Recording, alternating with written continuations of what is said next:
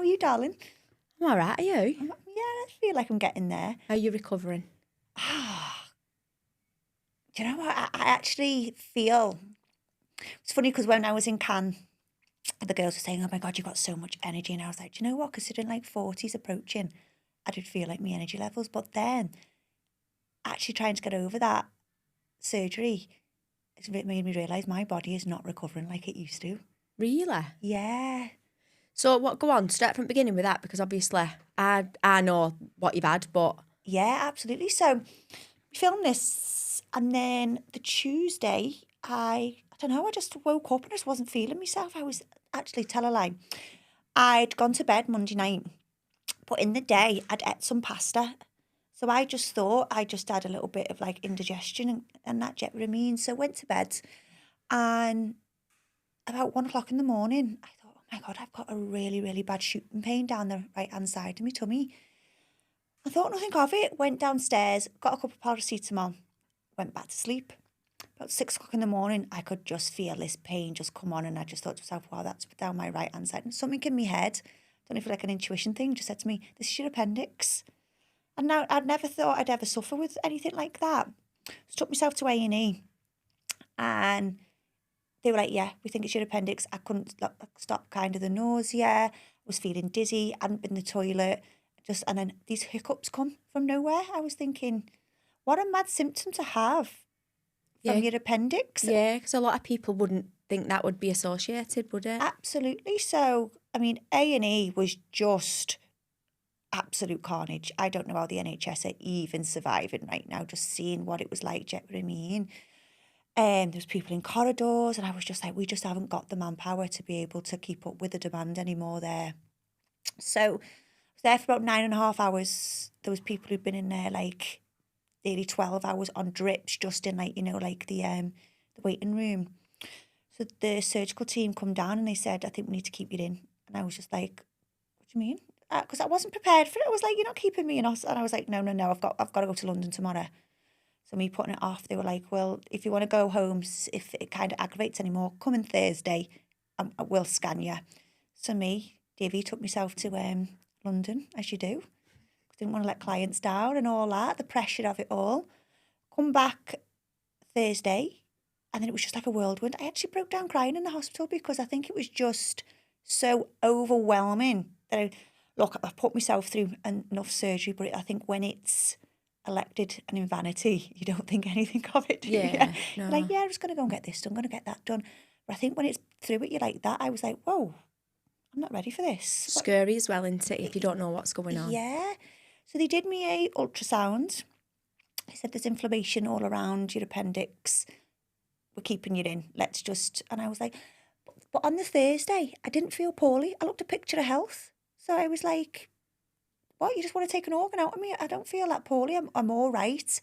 And they were like, honestly, it needs to come out. So they were like, we'll do a CT scan. Now, to get a CT scan on the NHS, I think it was just, I don't know how I even was so lucky to get that without them even saying, no, you're being kept in, do you know what I mean? So if it comes back on a CT scan, it's surgery, you're being kept in. So went down about 3 o'clock, come back around, the surgeon just said to me, it's your appendix, we're booking you in for an emergency appendectomy, is it? Yeah, for taking him out. For taking him out. And I literally got on the phone and I just started crying. I don't know why. I think it was just the overwhelming of it. But I think it was because of the pressure of work. Yeah. I was just like, what? I've got to like cancel clients. I've got to do this. And I didn't realise that I actually need to do some work around that. That I was prioritising work over my health. Yeah. I think as well, because you've gone in there and were expecting to come out with anything wrong, you just probably thought you'd be home and you'd got work as normal, isn't it? But it's the expectation of your clients as well, though. I find that a lot of people, when I've cancelled, and it's not necessarily me that's unwell, but say Maggie, and it's like, all right, well, when can you next do me then? And I think, when she's better. That's it. And same with you panic because you think, well, I've got 10 people in tomorrow and I've got to let them all down and I've got to message them all now, and you just really shouldn't be doing that when you're not well anyway, should you? Well, it's funny how the mind works though, isn't it? Because I was saying that to like, obviously the surgeon, I'm fine, I'm in no pain. Like, you wanted to do this surgery, but you're not, is there enough symptoms to be able to actually justify that surgery? And it wasn't until I'd cancelled everyone, my body had gone into like a calm state on the Thursday night before going down, that the pain literally took over. So it made me realise that was my own self stopping me feeling that pain because I was so pressurised about feeling like I had to give up work. That I was just... And your appendix, really, they can burst of anything, can't they? It's life threatening. So the longer you sort of put it off. I can't believe you got London and managed that. Oh my God, I just had these hiccups constantly, and it was just like this pressure of pain in my tummy that I was just like pushing myself through it. And I just thought, no, do you know what, Claire? You really need to put your health before anything else. And that's what I wasn't doing. I think it's hard when you're in a job like ours, because if you wasn't and you was just in a normal NHS, you're doing straight on phone like I'm got sitting up for 6 weeks, wouldn't you? And you'd be fine with it. But it's not when you're self-employed. Who else is going to pay your bills and stuff? You've got a lot going on, haven't you? So that made me realise as well this week, though, because it made me take a minute to sit down. And what I loved about it, because like I've got a few little projects on with the wellness stuff, that I got all that done with the supplier, and I was forced to stop and do things that literally I just was getting home and couldn't go, no, my God, I can't be bothered doing that.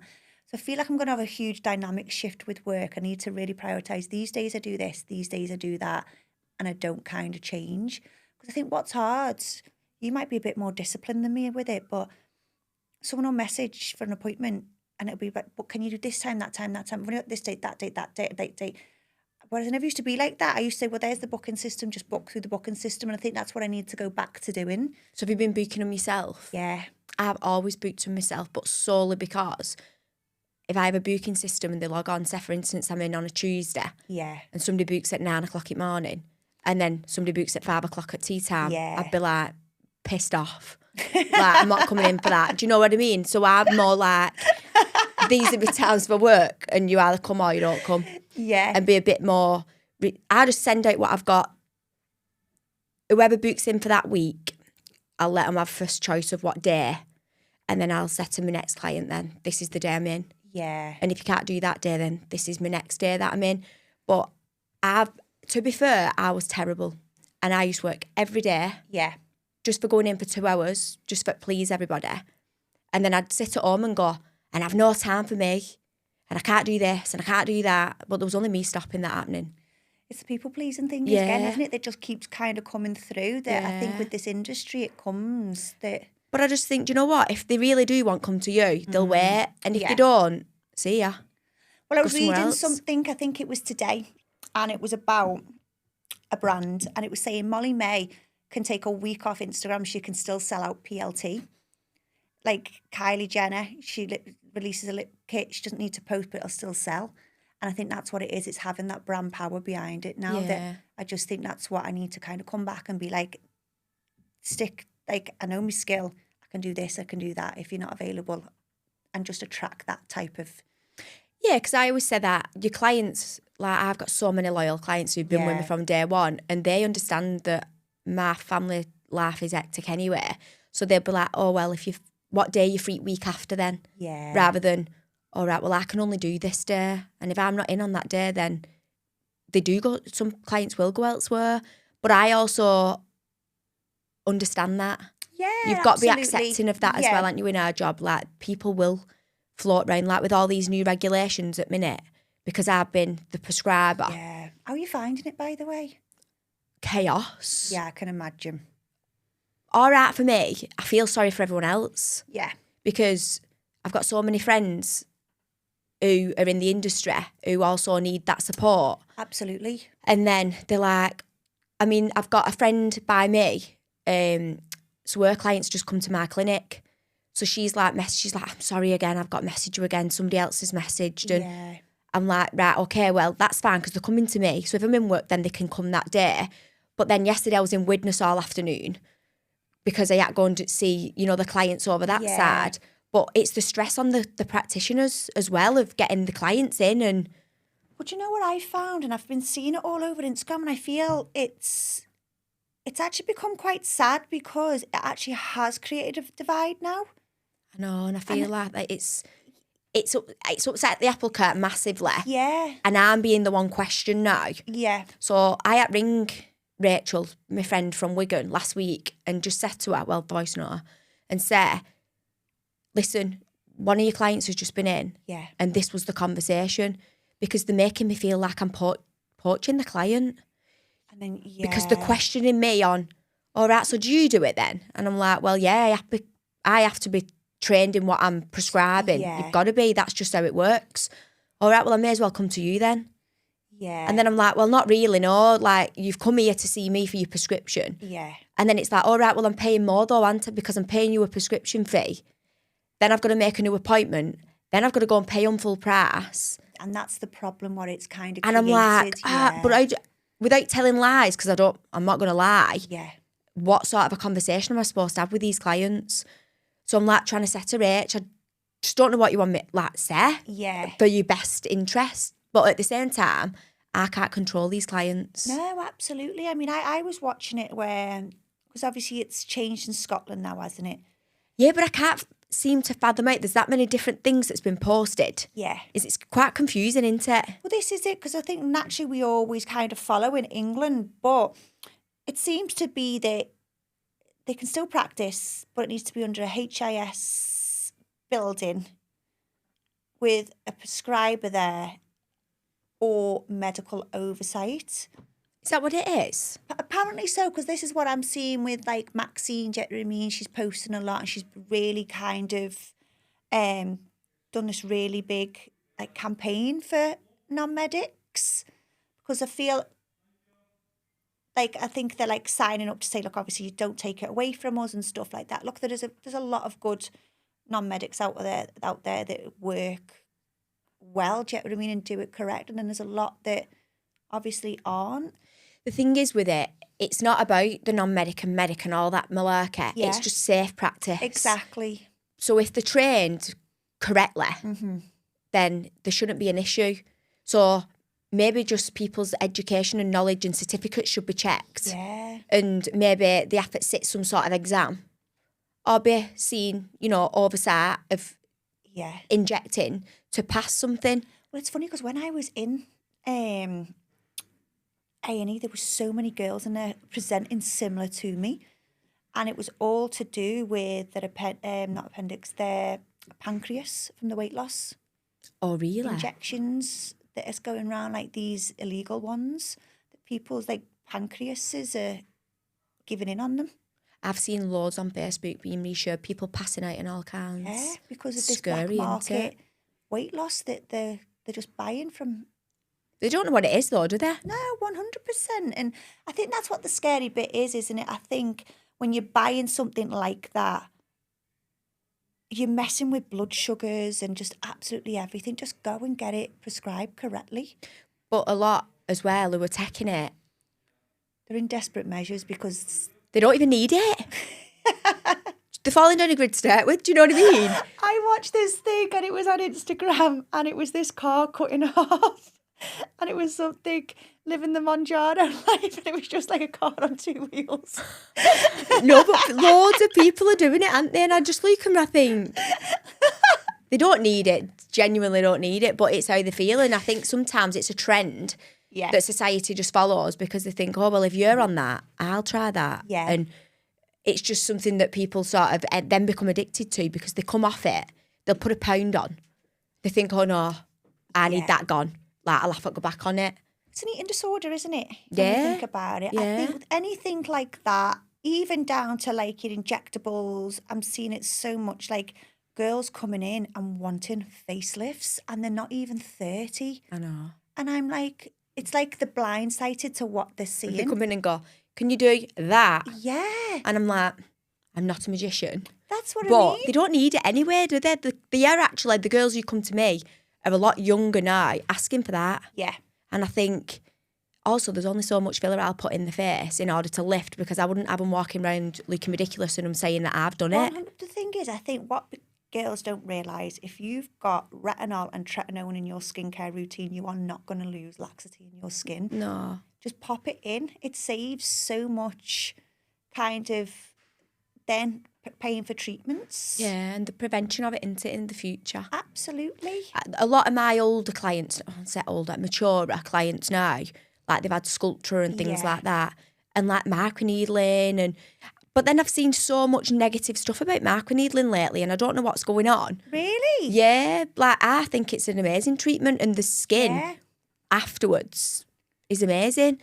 But is it the TikTok diaries that you're seeing? Because this is what's really pissing me off as social media at the moment. Because it's like they won't come to an actual professional to kind of get their information. So then they'll sit online and they'll say, don't do this and don't do that because this is going to happen, that's going to happen. And it's like, where's your source of information? Yeah. Because I've seen like it with Sculptra. I've had so many patients come and say, oh, I can't have Sculptra.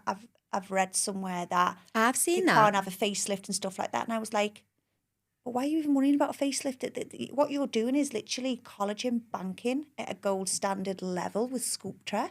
You're never going to need to probably have a facelift because the tightness and elasticity is there in your skin. To not be thinking that in my early 30s I need to go and cut my face and pull it and ruin what's already beautiful. I'd seen that with the Sculptra, but it was on nodules of people having the nodules, which is a side effect. But if you actually read about it, people, when I do it, they'll have a vial on either side. Yeah. That's not enough to cause the nodules. Well, it's the mix, and this is what a lot of people... So we've got a case at the moment, and I don't know where she's been, but oh my God, the lumps in her face. Really? Off Sculptra? Off Sculptra. I don't think it's even been Sculptra that's been used. Probably not. And basically, I asked her to get the practitioner's mix. The mix was completely incorrect. Half the mix at what should be in there. There was no lidocaine mix. There was literally, I looked at it and I just thought it was put in like dermal filler in places where it shouldn't even be placed. And I was just like, where are these people training? And why are these people trying to make money off a procedure that they don't know what they're doing and is probably the most high risk when it comes to aftercare complications if they don't? She wasn't told to massage. Was she not? Because it's 5, 5 and 5, isn't it? That's what I mean. And it's just lumps all over her face at the minute, which is probably it's not going to come out. No, it's not, is it? But also with the practitioners who are practicing, I've found that with Sculptra, you've got to go direct to do your training anywhere. Yeah. So if they're not going direct, who's doing the training? And how do they know what to do? Because there's so many different ways with Sculptra how to actually place it in the skin. Yeah. That it's like... To be fair, around mine, it's not been a massive hit, but so it has for the handful of clients who you'll... Because it's an expensive treatment. Do you know what I think it is? I think it with clinics, it's what you push the most. Because I remember years ago, I used to do a lot of like facial sculpting with like fillers, so I'd always be posting. And I think it's that I'm doing a lot of lips lately because I'm posting a lot of lips, a lot of like Sculptra. So I think it's what you post, to be fair. Because I offer so many treatments and a lot of people go, oh, I didn't know you did that. Yeah. I didn't know you did that. It's what you're putting out there, isn't it? I suppose, then what you get back from it. But to be fair, have you heard of Cosmolan? No. Cosmolan's amazing now as well for like skin pigmentation and stuff like that. It's another expensive treatment, but long term, your skin's just like glass. Is it like the peel, that? Yeah. I think I have seen it. It's gorgeous. So we did the training in that and it literally takes every little bit of... Does it? Pigmentation off the skin. What did I see last week? I can't think what it's called off the top of my head. And it's the one that looks like a mask. It's like it looks like old skin, all crinkles up, and you can break it, and then it peels off. Oh no, have you not seen the one where I think they do it in like Brazil and that, and they put it on the skin, and you go like, you look a little bit like Nightmare on Elm Street. It goes Dead puffy. It kind of goes like treacle, your skin, shall I say, like hard treacle, all scabs over.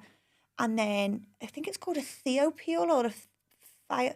I'll get it for next time. And then it's on for about 4 weeks because your skin, it's like it burns your skin off. And then you go back to the surgeon and he starts going underneath and thingies it off, and he pulls your full face off. No, I couldn't have that couldn't done. do it. No, I couldn't I would either. shit myself. Walking around like that, though, for 4 weeks. I know, I think it's called, I'm going to have to get the name, but oh my God, the skin after it. But I don't think I could risk it. No.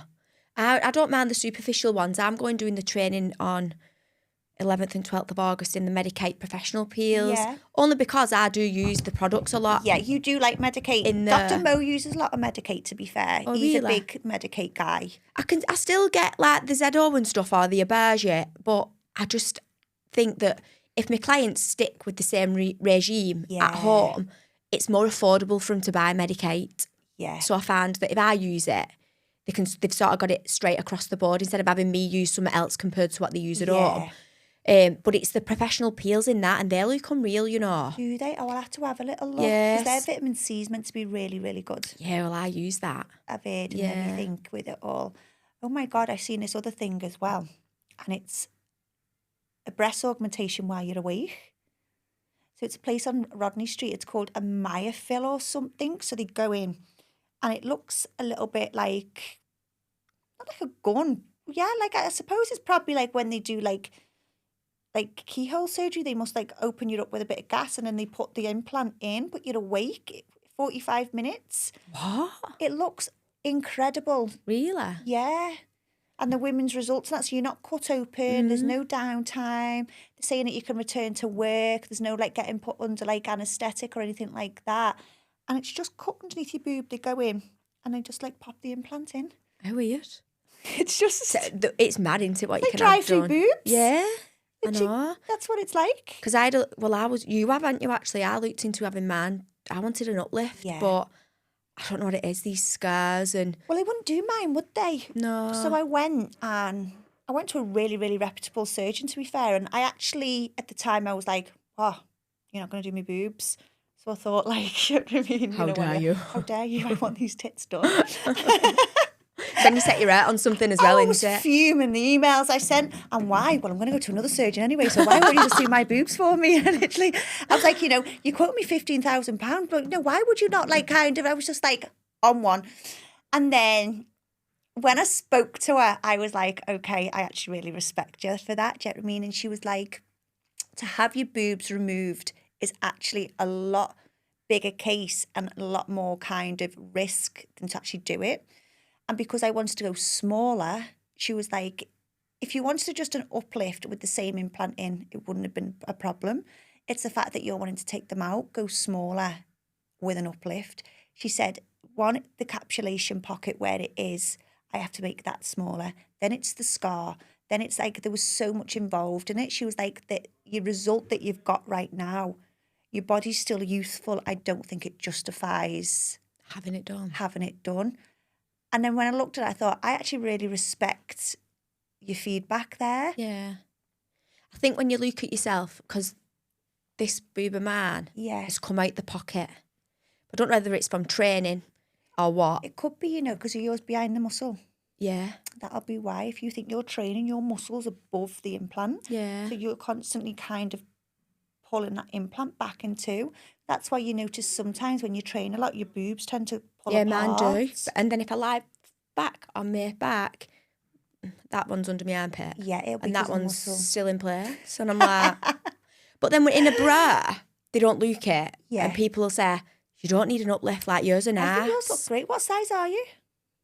I don't actually know a bra size, so I've never worn a bra since I've had them done. Really? But I've got 510cc implants in. 510s? Mm-hmm. So I had them done originally in 2015. You hold them well, to be fair. Well, I don't feel like they're that different to what I originally had, and I had 375 initially. Yeah. So then when the two come out, what happened was I had them done, then I got pregnant with Job. Then my boobs went massive. Yeah. So then when they went back down, I had not loads of skin. I felt like there was more space for a bigger implant. Yeah. Rather than me having an uplift.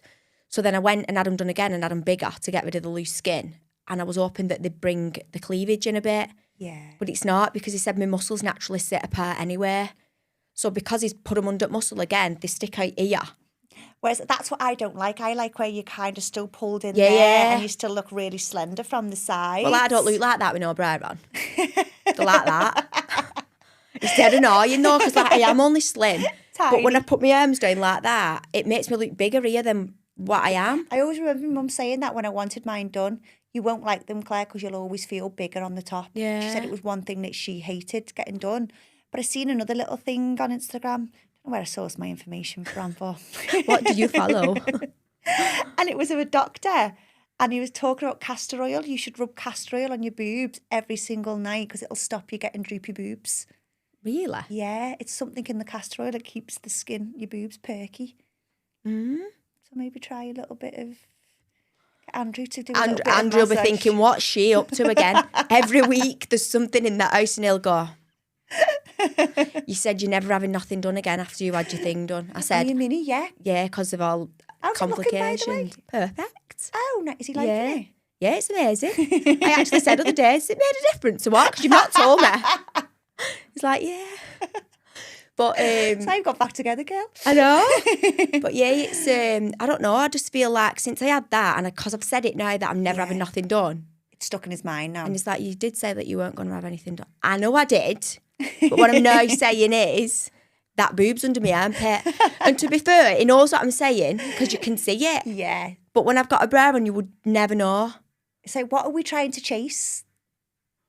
I don't know, because honestly, I probably wouldn't be happy with an uplift because it's scaring. Yeah. And when I've actually like looked online, and a couple of girls who's just had an uplift who I know, when I look at theirs, man, not much difference to that anyway. I think yours are great. It's just this bit here where I wanted a bit more up.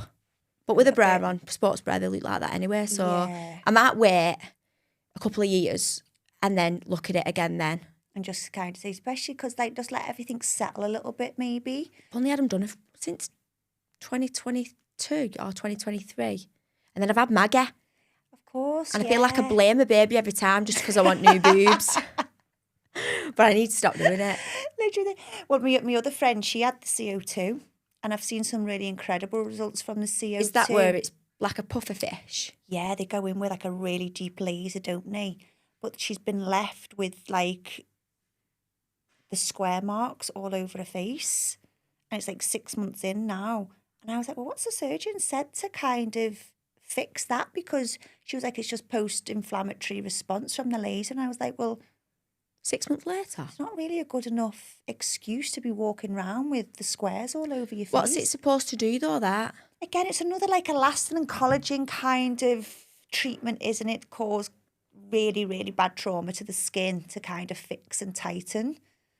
But then it all just comes down to, again, just put a tretinoin and tretinoin in your skin and you're not going to get to that and you stage. Wouldn't need it. It was one of my mum's, that's one thing I always took from my mum.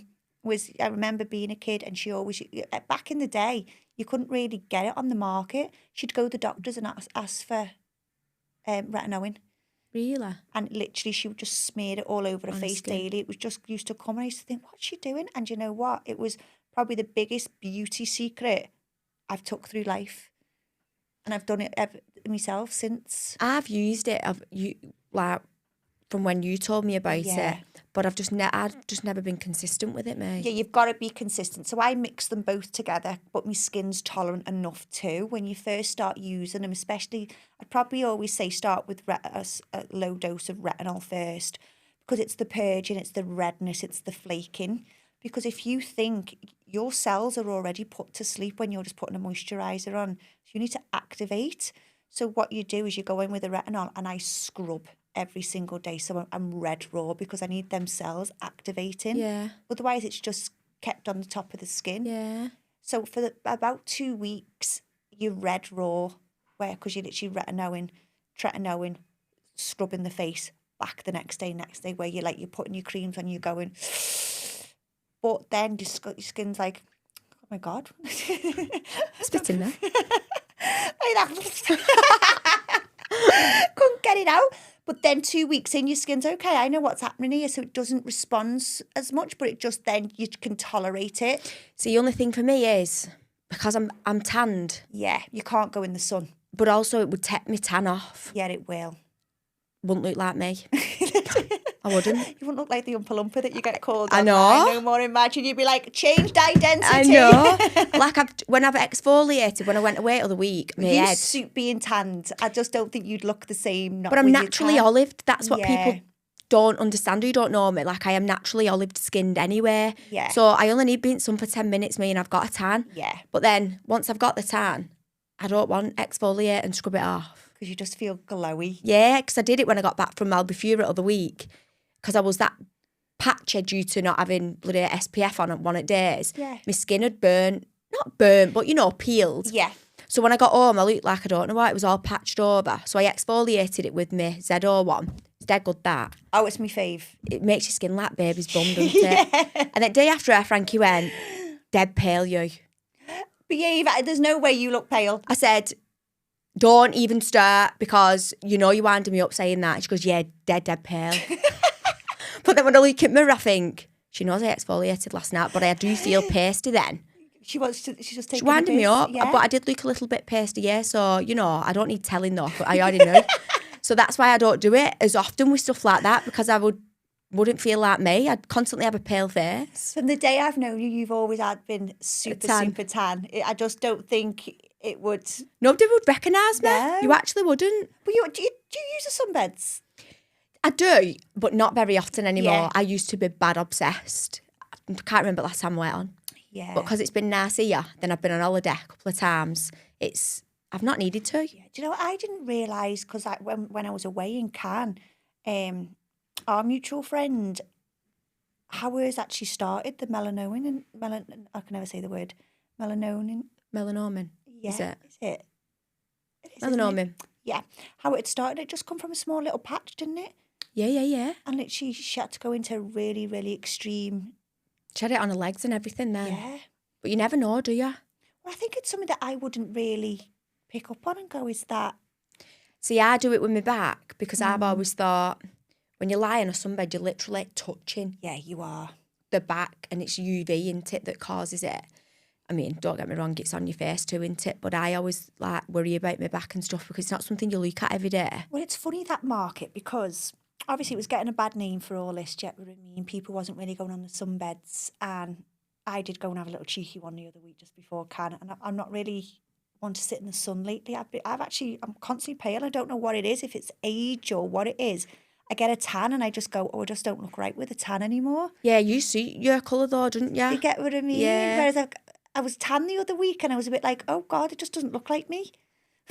That's what I feel like, Yeah. but opposite when I'm pale. So I went into the sunbeds. I thought I'll just have a little quick one because I was going to Turkey. I thought I don't want to burn.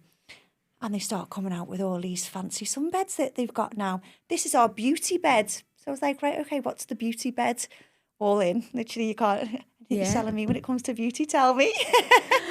So she says it's got infrared in it. It's got a beauty LED light in it with this.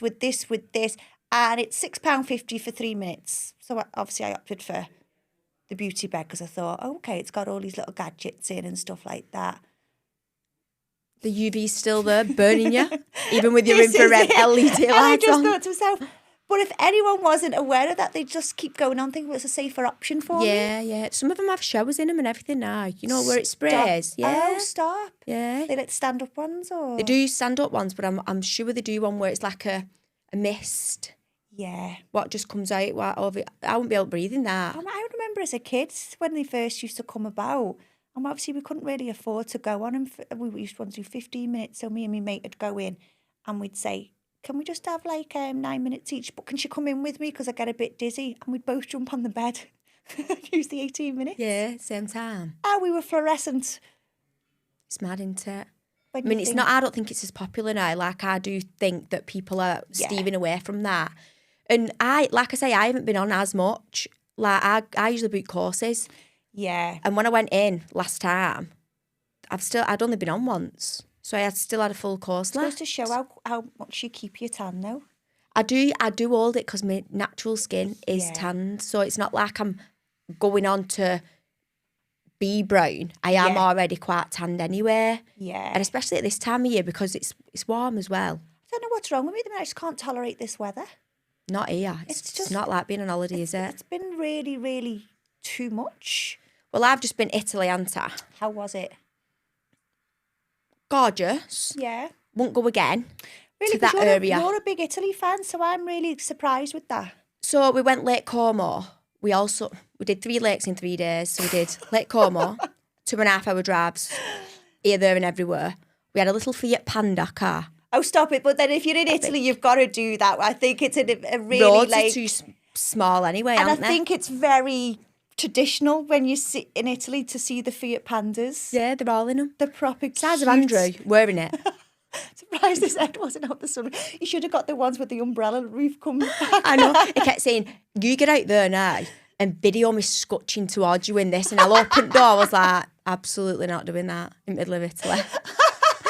But it was lovely. We went Lake Garda, Lake Como and Lake Iseo, some in between. Yeah. We just did driving for hours because thunderstorms. It's mad because that's the thing. It's either roasting hot in Italy or in Europe, or they're having these severe Weather, aren't they? But it was every day while we were there that there was these storms happening. Yeah. Once they'd gone in, it was red hot, but then it happened again at night. So then the day we was flying home, which was Monday, we was delayed 2 hours due to a fault on the aircraft. Supposed to fly at 8 o'clock at night. Then it was delayed to 10 o'clock at night. Oh, just non-stop. No, I got home at 3:30 in the morning. That happened to you the other week, didn't it? Somewhere else? Prague? Yeah. No, they cancelled that flight. Yeah, I remember that. I had to go back to an hotel, stay an extra night and book a flight for come home day after. Yeah. So my mum and dad said at this point 4 kids all weekend's falling off. So then we've just had to do the same again. The flight was 4.5 hours delayed. Mum and dad just pissed off. My mum's like messaging me saying she's exhausted, which is understandable. Yeah. She's had Maggie all weekend. All the 4 kids have been at home. But I'm like, do you think I've done this delay purposely? Do you know, because you're already irate, because I'm fuming anyway. I just want to get home myself at this point. Yeah. Oh, yeah, I'm so exhausted. I'm tired. Get in bed then. Like you want to sit in an airport for 4 hours just to kind of have a little bit of 4 hours more away from the kids. So we tried getting on plane and then all of a sudden you wanted to see it lightning.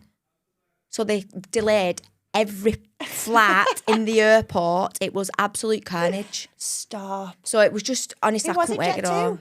No, they only fly Ryanair there. Oh, do they? We went to Bambergo, Milan airport and it's all Ryanair. Oh, I come back with Jet2. Where was it? From Turkey. That's a bastard of a flight back. I know, was it 5.5? Yeah, that airport, it's just like... They've changed it now as well. Do you know what I don't get? What makes me laugh? So if I'm going on holiday, I know what I need for the airport. I know what I need for the case. And then I take what I take. I was coming back and I was like, I'm seeing people, big massive teddies. So I was looking at code thinking, if he goes, he brings a little backpack with his little phone and blah, blah, blah. There was people, big massive teddies, what they must have took off the bed. Dressing gowns. And I was like, do I just not travel the same or... Full bedding. Full bedding. There's people with pillows and all kinds, isn't there? And I was just... I've got Cody saying to me, like, Mum, I'm uncomfy on here. And I was like, I know, lad, but you've also got another seat next to you. How are you uncomfy? It was just like, whoa. But then, I don't know, it's just... I always think, are you allowed to take that? I still question at this age of 35. Yeah. When I get to airport, I go to Andrew. Are we allowed to take straighteners through hand luggage? I was completely changed now, hasn't it? Yeah. Am I allowed eyebrow pluckers in there? Am I allowed a razor? And he's like, what you do, don't you? Forget. Yeah. I need my mum through airport, me. Oh, I'm the best one, me. In my bag, anyone who picks my bag up, they go, what have you got in here? It's like Mary Poppins' bag. I never sort out what's ever in, like, you know, like the little dividers that I've got in there. There's always guaranteed 2 diaries. Don't use either. There's always a load of crap, about 1 million lip glosses, all just kind of just Pilates socks in there that just in case. Yeah, just in case I decide. And every time I go through, Cody always goes, "You're gonna get stuffed, aren't you?" It's always me. Just because I've not sorted bag out before you've gone. But now it's in straight through. Yeah. but coming home from Italy, we didn't have to empty the bag, but we had to take out the plastic bag. Mine's always in a plastic bag in my drawer at home because I go away and I just pull it out and put it in my normal bag. Well, I got pissed off because when we went to Italy, we went through Terminal 3, but they haven't got the new security no more. All right. So you go through Terminal 1 and 2, take what you want. As many kind of toiletries you want to just thing in the bag because they're in the bag. It's safe. It's under 100ml. Go through Terminal 3. My whole makeup bag got took off me. They took it or did they check it?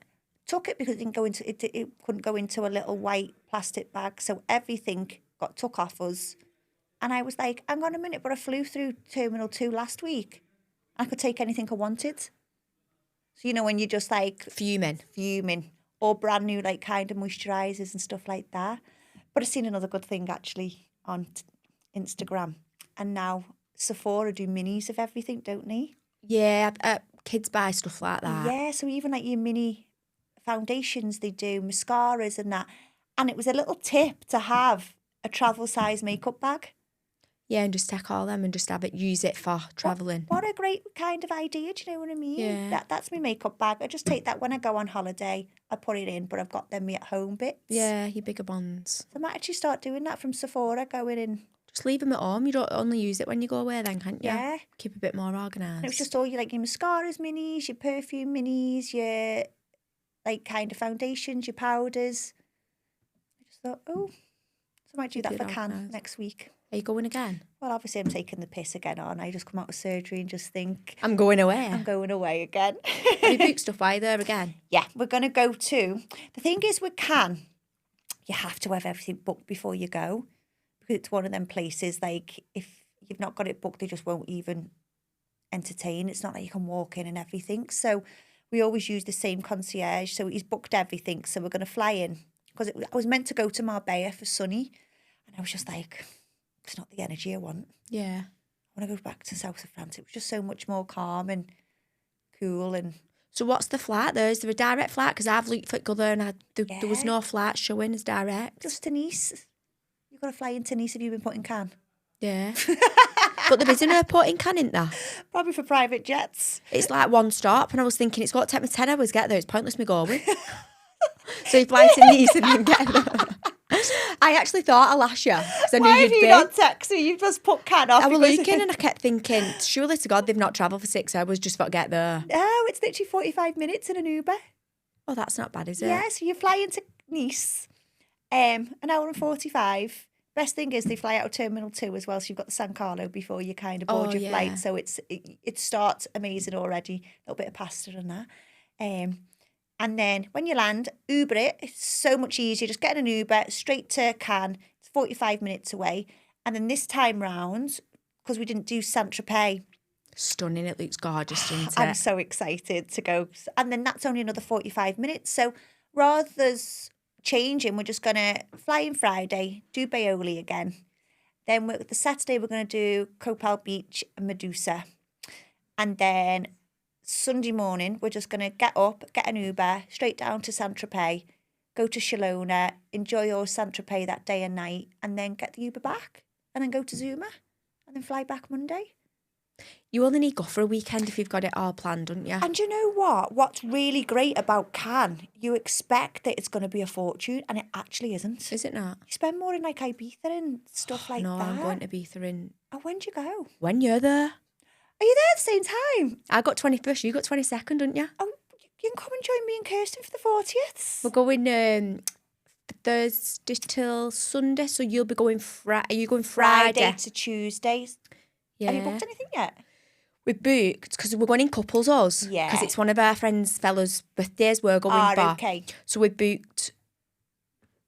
We're going Mambo's Friday night because we only fly Thursday because we only fly Thursday. Yeah. We hired a boat all day Friday. Nice. So we're going for Menta, is it? Fermenta, yeah. So we're on this boat 10 till 6. That'd be gorgeous. It looks unreal. Take you over, you can get food in the restaurants, then you get back on your boat. It's got music on it, you can have this drink on it. And then we're going to... We was going to be... The girls who were coming, one of them's never been before, I don't think, so she wanted to do a beach party, pool she's party. She's going to be destroyed coming home. I know.